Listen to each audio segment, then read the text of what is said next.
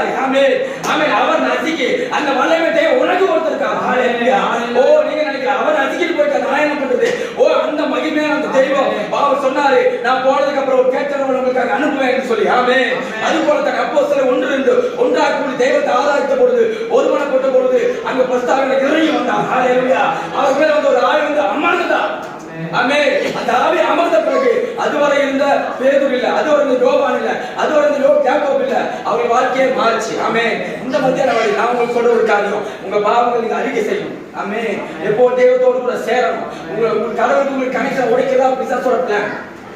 நீங்க தெய்வத்தை தேடினீங்கன்னா உங்களுக்கு நன்மை உண்டாகும். ஆமென். நீங்க தெய்வத்தை தேடினா உங்க தேவைகளை சந்திக்கப்படும். தெய்வத்தை ஆராய்ச்சா உங்க சூழ்நிலைகள் மாறும். உங்க முன்பாக தடைகள் உடையும். நீங்க இப்படியே இருக்க வேண்டியது உங்களுக்கு இஷ்டம் கிடையாது. கடவுள் இஷ்டம் கிடையாது. நீங்க பிரச்சனையோட போராட்டத்தோடு பாரத்தோடு துக்கத்தோடு பயத்தோடு மரணத்தோடு இருக்கிறது தெய்வத்தோடு இஷ்டம் கிடையாது. ஆமென். எத்தனை பேர் ஏற்றுக்கொள்கிறீங்க? ஆமென். எத்தனை பேர் நல்லா இருக்கும்னு நினைக்கிறீங்க? ஆமென். எத்தனை பேர் சந்தோஷமா இருக்கும்னு நினைக்கிறீங்க? எத்தனை பேர் சமாதானமா இருக்கும்னு எல்லோருக்கும் ஆசை இருக்கு. ஆமென். அதுக்காக தான் நம்ம சபைக்கு வரோம். நம்ம எல்லாம் ஒவ்வொரு காரியம் செய்யறோம். ஆனா ஒரு காரியம், உனக்கும் தெய்வத்துக்கு கனெக்ஷன் சரியாக இருந்தா உங்க வாழ்க்கை